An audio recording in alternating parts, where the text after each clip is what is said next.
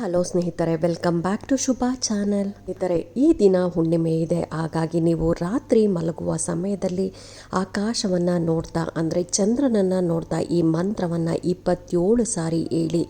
27 ಸಾರಿ ಹೇಳೋದ್ರಿಂದ ನಿಮ್ಮ ಏನು ಚಂದ್ರ ಬಲ ಅನ್ನೋದು ಹೆಚ್ಚಾಗ್ತಾ ಹೋಗುತ್ತೆ. ನಿಮ್ಮ ಮನಸ್ಸಿಗೆ ಶಾಂತಿ, ನೆಮ್ಮದಿ ಅನ್ನೋದು ನೆಲೆಸ್ತಾ ಹೋಗುತ್ತೆ.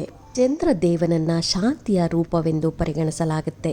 ಹೆಚ್ಚಿನವರು ಮಾನಸಿಕ ಶಾಂತಿಯನ್ನು ಪಡೆದುಕೊಳ್ಳೋದಕ್ಕಾಗಿ ಚಂದ್ರ ದೇವನನ್ನು ಪೂಜಿಸ್ತಾರೆ. ಆದರೆ ಚಂದ್ರ ದೇವನ ಮಂತ್ರವನ್ನು ಪಠಿಸೋದ್ರಿಂದ ಹೆಚ್ಚು ಪ್ರಯೋಜನ ಆಗುತ್ತೆ ಅಂತಲೇ ಹೇಳ್ಬೋದು. ಹಾಗಾಗಿ ನಾವು ಯಾವ ರೀತಿಯಾಗಿ ಚಂದ್ರನ ಮಂತ್ರವನ್ನು ಪಠಿಸಬೇಕು ಅಂತಲೂ ತಿಳಿಸ್ಕೊಡ್ತಾ ಇದ್ದೀನಿ. ಹಿಂದೂ ಧರ್ಮದಲ್ಲಿ ಚಂದ್ರನನ್ನು ಕಣ್ಣಿಗೆ ಕಾಣುವ ದೇವರು ಅಂತ ಕರಿತೀರಿ.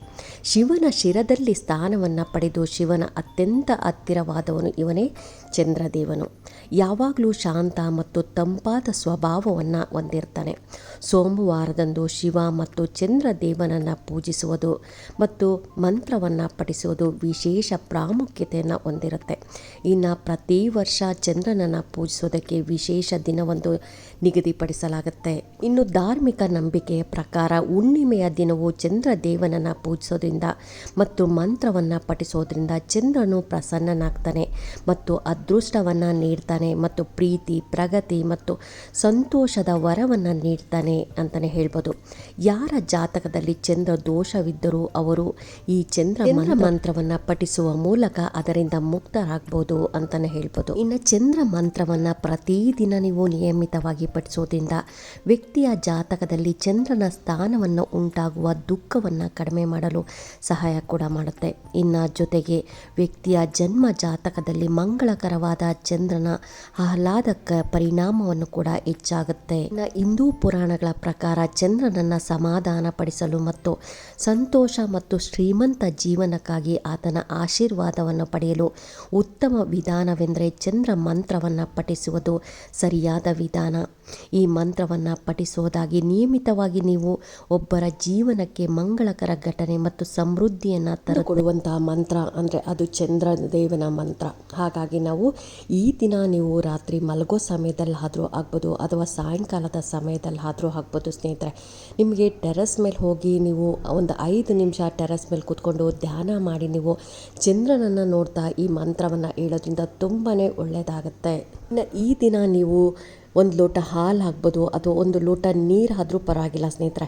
ಇವೆರಡರಲ್ಲಿ ಯಾವುದಾದ್ರೂ ಪರವಾಗಿಲ್ಲ. ನೀವು ಟೆರೆಸ್ ಮೇಲೆ ಹೋಗಬೇಕಂದ್ರೆ ಒಂದು ಲೋಟದಲ್ಲಿ ಹಾಲು ಅಥವಾ ನೀರನ್ನು ತೊಗೊಂಡೋಗಿ ಒಂದು 5 ನಿಮಿಷಗಳ ಕಾಲ ಅಲ್ಲೇ ಮಾಡಿ ಮೇಲೆ ಕೂತ್ಕೊಂಡು ನೀವು ಆ ಚಂದ್ರನ ಬೆಳಕು ಹಾಲಲ್ಲಿ ಅಥವಾ ನೀರಲ್ಲಿ ಬೀಳೋ ಥರ ನೋಡಿಕೊಂಡು ನೀವು ಒಂದು 5 ನಿಮಿಷ ಅಲ್ಲೇ ಧ್ಯಾನ ಮಾಡಿಕೊಂಡು ಚಂದ್ರ ಮಂತ್ರವನ್ನು ಹೇಳಿ ನೀವು ಆ ನೀರನ್ನು ಕುಡಿಯೋದ್ರಿಂದ ಅಥವಾ ಹಾಲನ್ನು ಕುಡಿಯೋದ್ರಿಂದ ನಿಮಗೇನು ಚಂದ್ರ ದೋಷ ಇರುತ್ತಲ್ಲ ಆ ದೋಷ ಕೂಡ ಪರಿಹಾರ ಆಗುತ್ತೆ.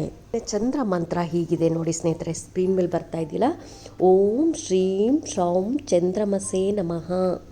ಓಂ ಶ್ರೀಂ ಶ್ರೌಂ ಚಂದ್ರಮಸೇ ನಮಃ. ಈ ಮಂತ್ರವನ್ನು ನೀವು 27 ಸಾರಿ ಪಠಣೆ ಮಾಡಬೇಕಾಗತ್ತೆ. ನೀವು ಚಂದ್ರನನ್ನು ನೋಡ್ತಾ ಈ ಮಂತ್ರವನ್ನು ನೀವು 27 ಸಾರಿ ಪಠಣೆ ಮಾಡಿ ನಿಮಗೆ ತುಂಬಾ ಒಳ್ಳೆಯದಾಗುತ್ತೆ. ಚಂದ್ರನ ಅನುಗ್ರಹ ಅನ್ನೋದಾಗುತ್ತೆ. ನಿಮಗೆ ತುಂಬಾ ಕೋಪ ಬರ್ತಾ ಇದೆ ಅನ್ನೋರು, ತುಂಬಾ ಟೆನ್ಷನ್ ಇದೆ, BP ಇದೆ ಅನ್ನೋರು ಕೂಡ ಈ ರೀತಿಯಾಗಿ ನೀವು ಚಂದ್ರನನ್ನು ನೋಡ್ತಾ ಈ ಮಂತ್ರವನ್ನು ನಿಯಮಿತವಾಗಿ ಪ್ರತಿದಿನ ಮಾಡ್ತಾ ಬನ್ನಿ ಸ್ನೇಹಿತರೆ. ಆಗ ನಿಮಗೆ ತುಂಬಾ ಒಳ್ಳೆಯದಾಗುತ್ತೆ. ಇಲ್ಲ ಅಂತಂದರೆ ನೀವು ಅಟ್ಲೀಸ್ಟ್ ಹುಣ್ಣಿಮೆಗಾಗಲೂ ಈ ರೀತಿಯಾಗಿ ಮಾಡ್ತಾ ಬನ್ನಿ. ಹುಣ್ಣಿಮೆ ರಾತ್ರಿ ನೀವು ಇಡೀ ನೈಟು ನೀವು ರಾತ್ರಿ ನೀವು ನೀರನ್ನು ಹೊರಗಡೆ ಇಟ್ಟು ಆ ನೀರಿಂದ ಸ್ನಾನ ಮಾಡೋದಾಗಲಿ ಅಥವಾ ಆ ನೀರನ್ನು ಕುಡಿಯೋ ನೀರನ್ನು ಕೂಡ ನೀವು ಒಂದು ಬಾಟಲಲ್ಲಿ ತುಂಬಿ ಚಂದ್ರನ ಬೆಳಕಲ್ಲಿ ಇಟ್ಟು ರಾತ್ರಿ ಪೂರ್ತಿ ಅಲ್ಲೇ ಇಟ್ಟು ನೀವು ಬೆಳಗ್ಗೆ ಆ ನೀರನ್ನು ಕುಡಿಯೋದ್ರಿಂದನೂ ತುಂಬಾ ಒಳ್ಳೆಯದಾಗುತ್ತೆ. ಒಬ್ಬೊಬ್ಬರು ಕೆಲಸದ ಒತ್ತಡದಿಂದನೂ ತುಂಬಾ ಟೆನ್ಷನ್ ಮಾಡ್ಕೊತಾ ಇರ್ತಾರೆ. ಪ್ರತಿ ಸಣ್ಣ ವಿಷಯಕ್ಕೂ ಟೆನ್ಷನ್ ಮಾಡ್ಕೊತಿರ್ತಾರೆ ಅಂಥವರು, ಅಥವಾ ನಿಮಗೆ ತುಂಬಾ ಅತಿ ಬೇಗನೆ ಕೋಪ ಬರುತ್ತೆ ಅಂಥವರು ಕೂಡ ಈ ರೀತಿಯಾಗಿ ನೀವು ಪ್ರತಿದಿನ ನೀವು ಚಂದ್ರನ ದರ್ಶನ ಮಾಡ್ತಾ ಈ ಮಂತ್ರವನ್ನು ಹೇಳ್ತಾ ಬನ್ನಿ. ಇದಕ್ಕೆ ತುಂಬಾ ಟೈಮ್ ತೊಗೊಳ್ಳಲ್ಲ. ತುಂಬ ಚಿಕ್ಕ ಮಂತ್ರ ಇದೆ ಸ್ನೇಹಿತರೆ. ಹಾಗಾಗಿ ನೀವು ಪ್ರತಿದಿನ ಹೇಳಿದ್ರೂ ತುಂಬಾ ಒಳ್ಳೆಯದಾಗುತ್ತೆ. ಈ ದಿನ ನೀವು ಮಿಸ್ ಮಾಡದೆ ಚಂದ್ರ ದರ್ಶನ ಮಾಡಿ ಚಂದ್ರನಿಗೆ ನೀವು ಆರ್ಘ್ಯ ಕೊಡೋದು ತುಂಬಾ ಒಳ್ಳೆಯದು ಸ್ನೇಹಿತರೆ. ಇಂದಿನ ವಿಡಿಯೋದಲ್ಲಿ ನಾನು ಹೇಳಿದ್ದೆ ಆರ್ಘ್ಯ ಕೊಡೋದು ಹೇಗೆ ಅಂತಲೂ ಹೇಳಿದ್ದೆ. ನೀವು ಒಂದು ಲೋಟ ಶುದ್ಧವಾದ ನೀರು ತೊಗೊಳ್ಳಿ, ಅದಕ್ಕೆ ಸ್ವಲ್ಪ ಸಕ್ಕರೆ, ಹಾಗೆಯೇ ಒಂದು ಸ್ವಲ್ಪ ಹಾಲು ಮತ್ತು ಹಾಗೆಯೇ ಒಂದು 2 ಅಕ್ಕಿ ಕಾಳಾಗಷ್ಟು ಹಾಕಿ ನೀವು ಅದಕ್ಕೆ ಬಿಳಿ ಹೂವನ್ನು ಹಾಕಿ ನೀವು ಅದರಲ್ಲೂ ಬೆಳ್ಳಿ ಪಾತ್ರೆಯಲ್ಲಿ ನೀವು ಆರ್ಘ್ಯ ಕೊಟ್ಟರೆ ತುಂಬಾ ಒಳ್ಳೆಯದು. ಅಕಸ್ಮಾತ್ ಇರಲಿಲ್ಲ ಅಂದರೆ ತಾಮ್ರದ ತಂಬಿಗೆಯಲ್ಲೂ ಕೂಡ ನೀವು ಆರ್ಘ್ಯ ಕೊಡ್ಬೋದು. ಚಂದ್ರನನ್ನು ನೋಡ್ತಾ ಈಗ ಓಂ ಚಂದ್ರಾಯ ನಮಃ ಅಂತ ಹೇಳ್ಕೊಂಡು ನೀವು ಆರ್ಘ್ಯ ಕೊಡ್ಬೋದು ಸ್ನೇಹಿತರೆ. ಈ ರೀತಿಯಾಗಿ ಕೊಡೋದ್ರಿಂದನೂ ನಿಮಗೆ ಚಂದ್ರನ ಏನು ದೋಷ ಇರುತ್ತೆ ಅದು ಕೂಡ ಕಡಿಮೆ ಆಗ್ತಾ ಬರುತ್ತೆ. ನಿಮ್ಮ ಜಾತಕದಲ್ಲಿ ಚಂದ್ರ ದೋಷ ಇತ್ತು ಅಥವಾ ಚಂದ್ರನ ಬಲ ತುಂಬಾ ಕಡಿಮೆ ಇತ್ತು, ಒಬ್ಬರಿಗೆ ಹೇಳ್ತಾರೆ ಚಂದ್ರ ಬಲ ಕಡಿಮೆ ಇದೆ ಅಂತ ಹೇಳ್ತಾರೆ, ಅಂಥವರಿಗೂ ಕೂಡ ಈ ರೀತಿಯಾಗಿ ಮಾಡೋದ್ರಿಂದ ಚಂದ್ರ ಬಲ ಅನ್ನೋದು ಉಂಟಾಗುತ್ತೆ. ನಮ್ಮ ಕಣ್ಣಿಗೆ ಕಾಣೋ ದೇವರು ಅಂತಂದರೆ ಸೂರ್ಯ, ಚಂದ್ರ ಮತ್ತು ತಂದೆ ತಾಯಿ ಸ್ನೇಹಿತರೆ. ಹಾಗಾಗಿ ನೀವು ಪ್ರತಿದಿನ ಬೆಳಗ್ಗೆ ನೀವು ಎದ್ದು ಸೂರ್ಯ ನಮಸ್ಕಾರ ಮಾಡೋದು, ರಾತ್ರಿ ಸಮಯದಲ್ಲಿ ಒಂದು ಚಂದ್ರನಿಗೆ ನಮಸ್ಕಾರ ಮಾಡಿ ಈ ಮಂತ್ರವನ್ನು ಹೇಳ್ತಾ ಬನ್ನಿ. ಖಂಡಿತ ನಿಮಗೆ ಒಳ್ಳೆಯದಾಗತ್ತೆ. ನಿಮ್ಮ ಏನು ದೋಷಗಳಿರುತ್ತೆ, ಇಷ್ಟು ದಿನ ಏನು ತುಂಬಾ ಕಷ್ಟಪಡ್ತಾ ಇದ್ದೀರಾ, ಕೆಲಸದಲ್ಲಿ ಕಷ್ಟಪಡೋದಾಗಲಿ ಅಥವಾ ತುಂಬಾ ಮನಸ್ಸಿಗೆ ಕಿರಿಕಿರಿ ಆಗೋದಾಗಲಿ ಅಥವಾ ಮನೆಯಲ್ಲಿ ಸಣ್ಣ ಸಣ್ಣ ವಿಷಯಕ್ಕೂ ಜಗಳ ಆಡೋದಾಗಲಿ, ಈ ರೀತಿಯಾಗಿದ್ರೂ ಕೂಡ ಇದು ದೋಷ ಎಲ್ಲ ಪರಿಹಾರ ಆಗುತ್ತೆ ಸ್ನೇಹಿತರೆ. ಹಾಗಾಗಿ ಎಲ್ಲರೂ ಈ ದಿನ ಹುಣ್ಣಿಮೆ ಇದೆ, ಅದರಲ್ಲೂ ನಿಮಗೆ ಹೋಳಿ ಹುಣ್ಣಿಮೆ ತುಂಬಾ ಒಳ್ಳೆಯ ದಿನ ಅಂತ ಹೇಳ್ಬೋದು. ಹಾಗಾಗಿ ಈ ದಿನ ನಿಮಗೆ ಯಾವಾಗ ಆಗುತ್ತೋ ಆವಾಗ ನೀವು ಮಲಗೋ ಟೈಮಲ್ಲೇ ಹೋಗಿ ನಮಸ್ಕಾರ ಮಾಡಬೇಕು ಅಂತ ಏನೂ ಇಲ್ಲ ಸ್ನೇಹಿತರೆ.